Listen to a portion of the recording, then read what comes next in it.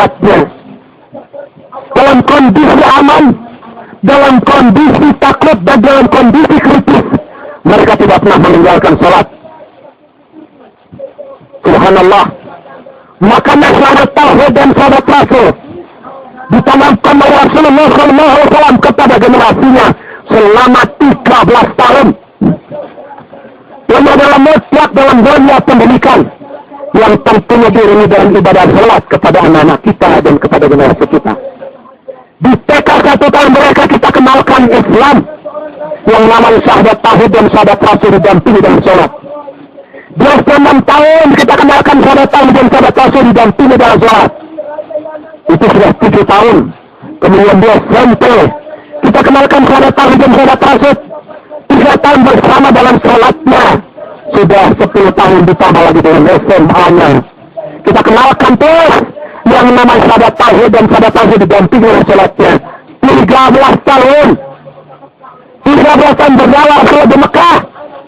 Makanya sahabat-sahabat Nabi Allahu Akbar menjama menjadi orang-orang yang sangat tangguh, orang-orang yang sangat perkasa, orang-orang yang sangat berwibawa.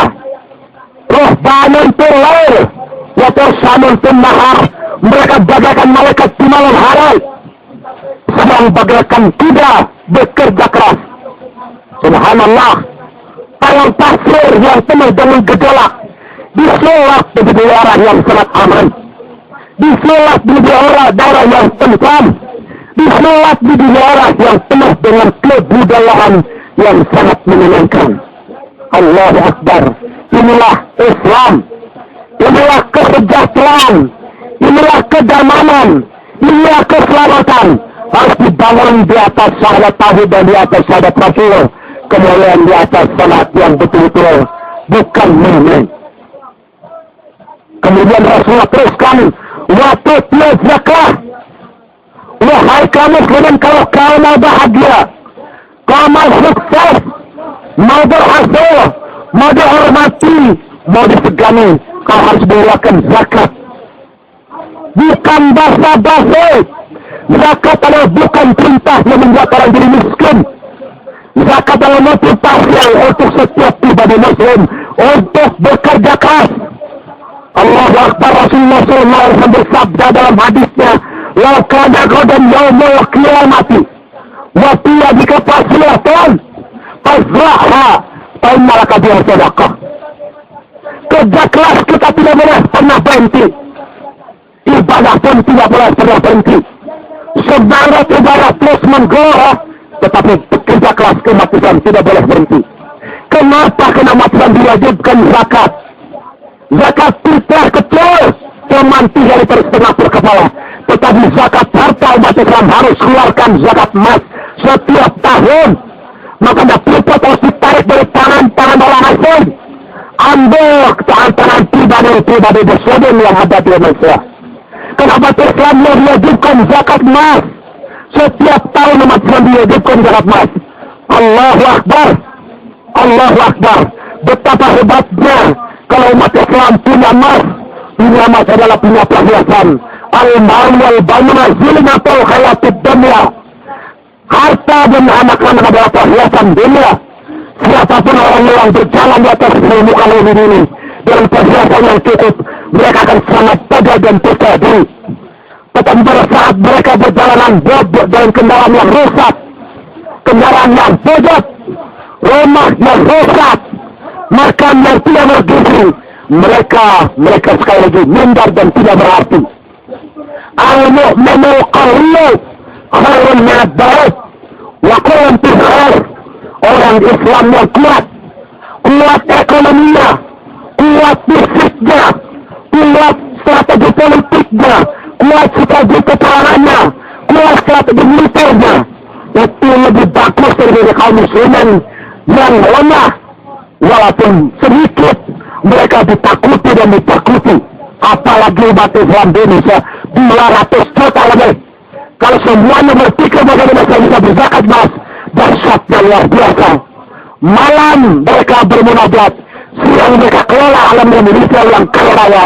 Namun sayang dan sayang sekali lagi, alam yang kaya raya gemah hipah, hojinai, Ia sampah-sampah yang dibagi untuk anak-anak bangsa di tengah kehidupan bernegara di tengah negara kita. Sudah bersama sini penderitaan dan kesulitan terus berasa dan masuk ke sana sini.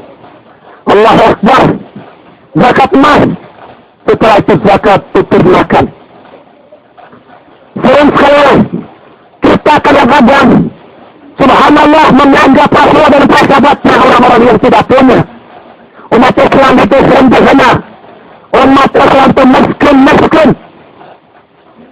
Bodoh. Penyakitan. Tidak sempat ini melontarkan ke tengah-tengah kaum muslimin. Dan itu adalah kita tidak boleh marah.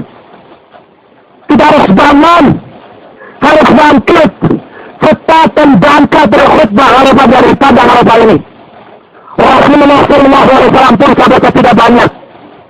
Hanya puluhan orang saat Rasulullah menggerakkan dakwahnya di kota Mekah Al-Mukarramah. Rombongan jamaah Madani cukup besar, 54 orang.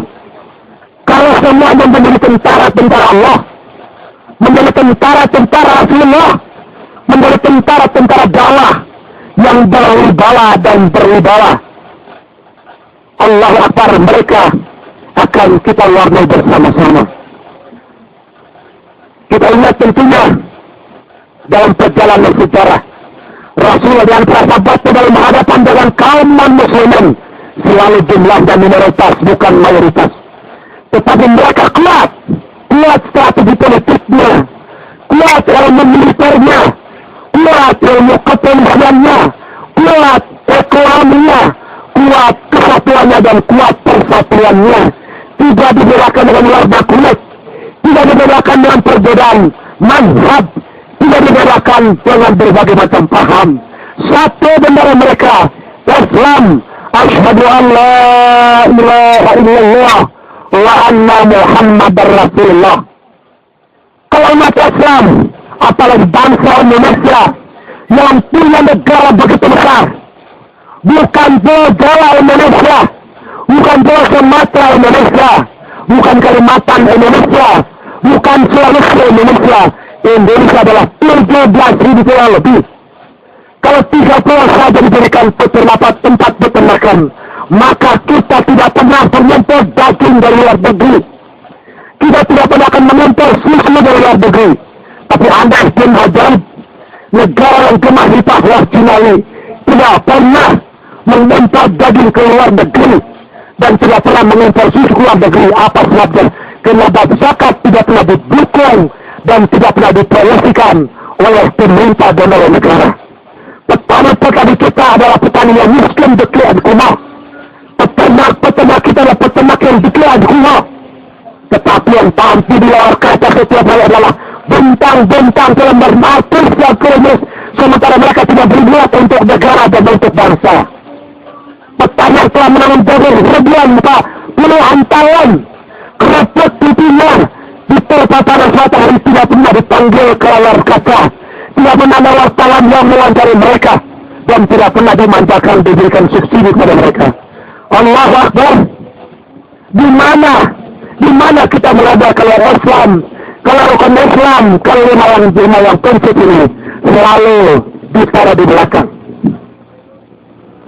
Allahu Akbar. Setelah itu kita diwajibkan menunaikan zakat harta perdagangan.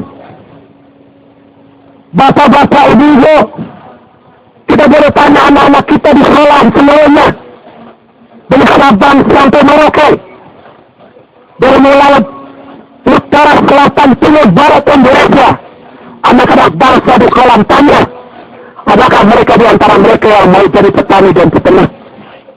Adakah di antara mereka yang mau jadi pedagang? Rata-rata ditanya, mereka mau jadi